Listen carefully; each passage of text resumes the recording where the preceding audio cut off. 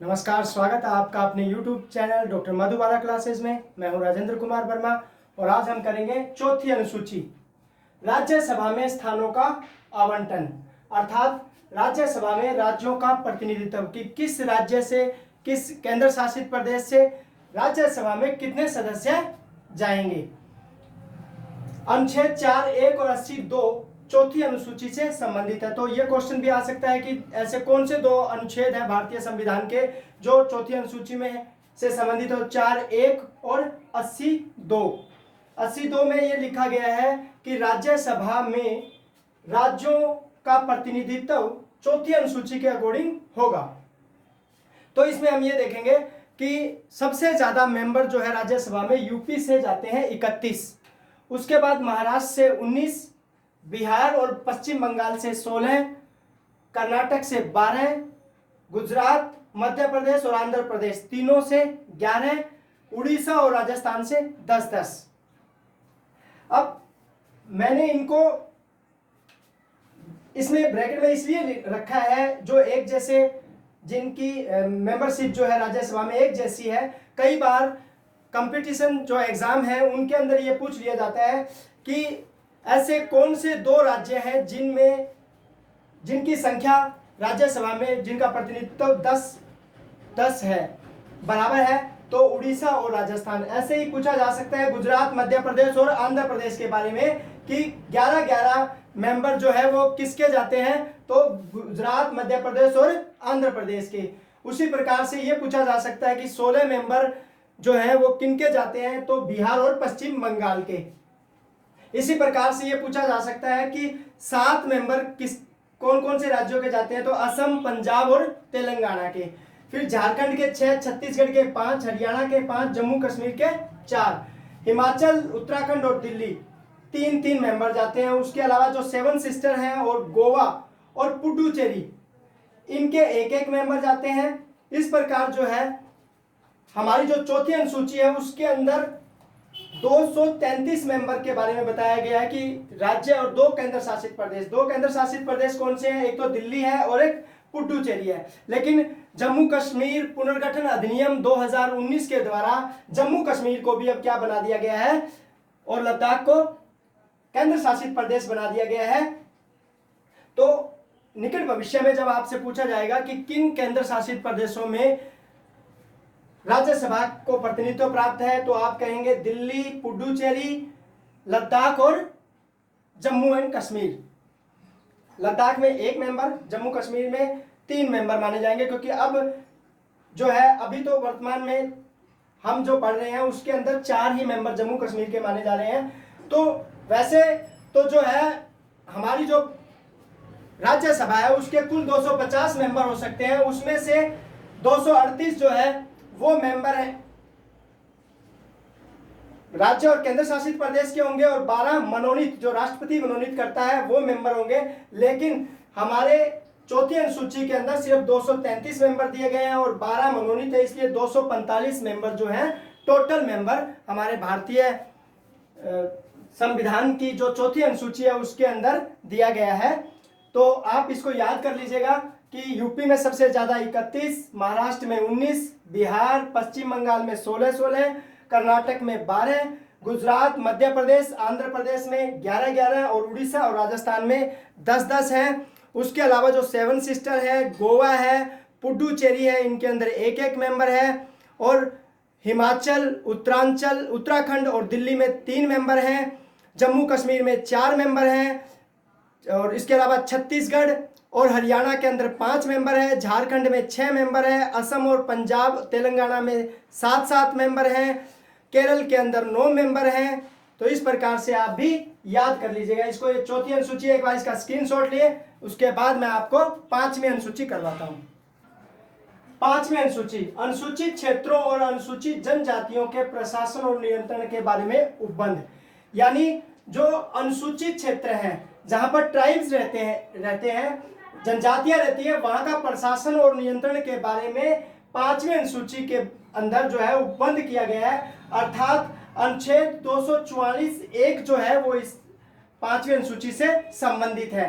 असम, मेघालय, मिजोरम, त्रिपुरा और दार्जिलिंग को छोड़कर, यानी असम, मेघालय, मिजोरम और त्रिपुरा और दार्जिलिंग जो क्षेत्र है जहां पर जनजातियां रहती हैं, उस क्षेत्र के अंदर 5वीं अनुसूची के अकॉर्डिंग प्रशासन और नियंत्रण नहीं किया जाएगा, क्योंकि इनका जो है प्रशासन और नियंत्रण 6ठी अनुसूची में किया गया है। इनको छोड़कर जो बाकी जनजाति क्षेत्र हैं, यानी असम, मेघालय, मिजोरम, त्रिपुरा और दार्जिलिंग को छोड़कर बाकी जो जनजाति क्षेत्र जहां भी हैं, उनका प्रशासन 5वीं अनुसूची के अकॉर्डिंग किया जाता है। इनका 6ठी अनुसूची के अकॉर्डिंग किया जाएगा। अभी नेक्स्ट देखेंगे, जनजाति क्षेत्रों में प्रशासन हेतु उप योजना क्षेत्र, ट्राइब्स सब प्लान्ड एरिया स्थापित किया गया। ये एक चीज देखने वाली है कि जो टीएसपी है, ट्राइब्स सब प्लान योजना जो है वो 1974-75 में एलपी विद्यार्थी की सिफारिश पर भारत सरकार ने इसकी शुरुआत की थी।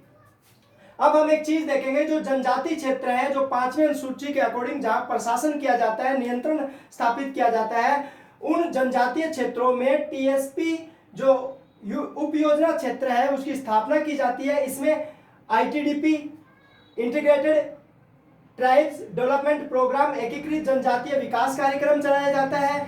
माडा, मॉडिफाइड एरिया डेवलपमेंट अप्रोच, संशोधित क्षेत्र विकास दृष्टिकोण की स्थापना की जाती है, जिसके द्वारा जनजातीय क्षेत्रों का पर नियंत्रण स्थापित किया जा सके, उनका प्रशासन किया जा सके। इन क्षेत्रों के बारे में राज्यपाल प्रति वर्ष राष्ट्रपति को सिफारिश देता है, यानी सारी की सारी जो शक्तियां हैं इस जनजातीय सलाहकार परिषद की, एक जनजातीय सलाहकार परिषद जो है वहां प्रशासन करती है। ये जनजातीय सलाहकार परिषद जो है इसकी संपूर्ण शक्ति राज्यपाल के हाथ में होती है, और राज्यपाल इन जनजातीय क्षेत्रों के बारे में प्रतिवेदन जो है प्रतिवर्ष राष्ट्रपति को देता है। अब जो जनजातीय सलाहकार परिषद है इसमें कुल 20 सदस्य होते हैं, और 20 सदस्य में से 3/4 अर्थात 75% मेंबर जो है वो 15 सदस्य जो हैं वो जनजाति होने चाहिए, जनजाति के ही से संबंधित होने चाहिए। इस प्रकार हम देखेंगे कि 5वीं अनुसूची में जो जनजातीय क्षेत्र हैं उनका प्रशासन और नियंत्रण जो है वो जनजातीय सलाहकार परिषद द्वारा किया जाता है, और इस जनजातीय सलाहकार परिषद के बारे में अंतिम शक्ति राज्यपाल के हाथ में होती है, और इसके कुल 20 मेंबर होते हैं, जिसमें से 15 मेंबर जो है वो जनजाति के होते हैं। और ये जो सलाहकार परिषद है समय समय पर सरकार को परामर्श देती है, जनजातीय क्षेत्रों के ऊपर प्रशासन करने और उन पर नियंत्रण स्थापित करने के लिए परामर्श देती है। अब एक बार आप इसका स्क्रीनशॉट लेंगे, इसके बाद हम एक नई अनुसूची 6ठी अनुसूची करेंगे। हमने अभी 5वीं अनुसूची देखी, अब हम देख रहे हैं 6ठी अनुसूची। असम, मेघालय, मिजोरम, त्रिपुरा, दार्जिलिंग के जनजातीय क्षेत्रों का प्रशासन और नियंत्रण। इसमें 2 अनुच्छेद है, अनुच्छेद 244(2) और 275(1). यहाँ पर जिला जनजातीय सरकार की अवधारणा क्रियान्वित होती है। समस्त जो शक्तियां हैं वो जनजातीय सरकार में निहित होती है। इस जिला जनजातीय जो सरकार है उसके 30 मेंबर होते हैं, जिसमें से 4 सदस्य गवर्नर द्वारा मनोनीत होते हैं राज्यपाल द्वारा। बाकी जो शेष 26 होते हैं वो वयस्क मताधिकार के आधार पर निर्वाचित किए जाते हैं। और संसद या विधानसभा अगर कोई कानून बनाती है तो वो कानून इस परिषद से पहले पूछना पड़ेगा, तभी इन जनजातीय क्षेत्रों के अंदर वो कानून लागू होगा, अन्यथा वो कानून संसद द्वारा बना हो चाहे वो वहां की विधानसभा द्वारा बना हो, वो वहां लागू नहीं हो सकता। यानी इस जनजातीय परिषद की जिला परिषद जो परिषद है उसकी अनुमति लेना जरूरी है। इस परिषद के पास समस्त प्रशासनिक एवं न्यायिक शक्तियां होती हैं। यह अनुसूची इसलिए सर्वाधिक लोकतांत्रिक है क्योंकि वहां की जो जनजातीय परिषद है उसको प्रशासनिक और न्यायिक शक्तियां दी गई हैं।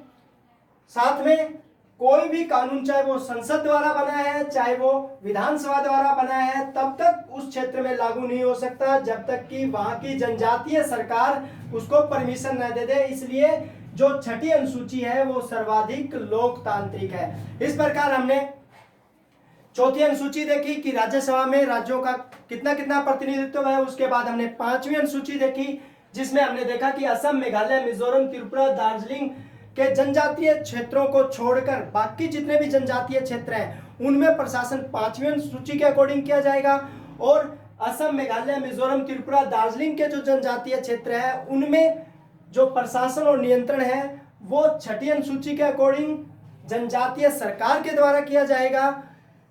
उम्मीद करता हूं कि आपको 4ठी, 5वीं और 6ठी अनुसूची समझ आई होगी और आप इस वीडियो को पसंद करेंगे। धन्यवाद।